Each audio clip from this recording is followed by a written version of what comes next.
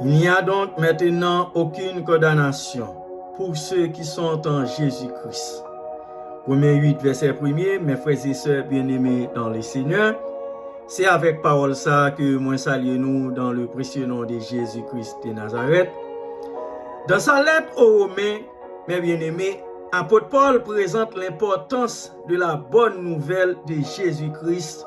Romains 1er, verset 16, 17. Nous avons besoin de cette bonne nouvelle parce que tous les hommes dans leur péché sont condamnés. Romains 1er, verset 18. Paul explique ensuite, mes bien-aimés, l'évangile. Romains 3, verset 21. Signifie ne plus être sous la condamnation en décrivant les implications du fait d'être déclaré juste par Dieu. Romains 5, verset 8. Il conclut que cette section de l'épître en affirmant l'éternité de la justice donnée par Dieu et en affirmant qu'il n'y a désormais plus de condamnation pour ceux qui sont en Jésus-Christ. Romains 8, verset 1er. Apôtre Paul ajoute un exemple de la fiabilité de Dieu, Romains 9, verset 11, et met les croyants en Jésus-Christ au défi de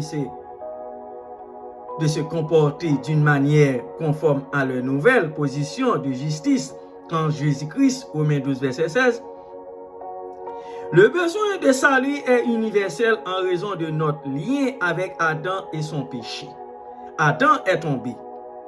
Sa nature est devenue pécheresse et toute l'humanité porte son image et sa ressemblance. Genèse 5. Toutes les personnes nées d'Adam sont naturellement condamnées et séparées de Dieu, comme Adam. Romains 5, verset 12, 15.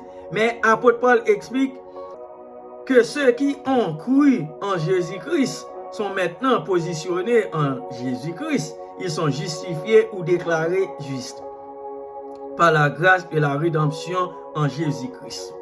Romains 3, verset 24. Et ils sont maintenant vivants dans le Christ Jésus.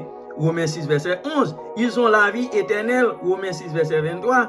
Apôtre Paul souligne, mes bien-aimés, que lui qui croit en Jésus a désormais une nouvelle identité en Jésus-Christ. Éphésiens 1er, verset 3, 14. Là où il y a vers autrefois condamnation par Dieu, il y a maintenant justification par Dieu. Il n'y a plus de condamnation pour ceux qui sont en Jésus-Christ. La nouvelle position du croyant, mes bien-aimés, reçue par la grâce au moyen de la foi, Éphésiens 2, verset 8, 9, ne peut lui être enlevée. Une fois que Dieu a déclaré quelqu'un juste,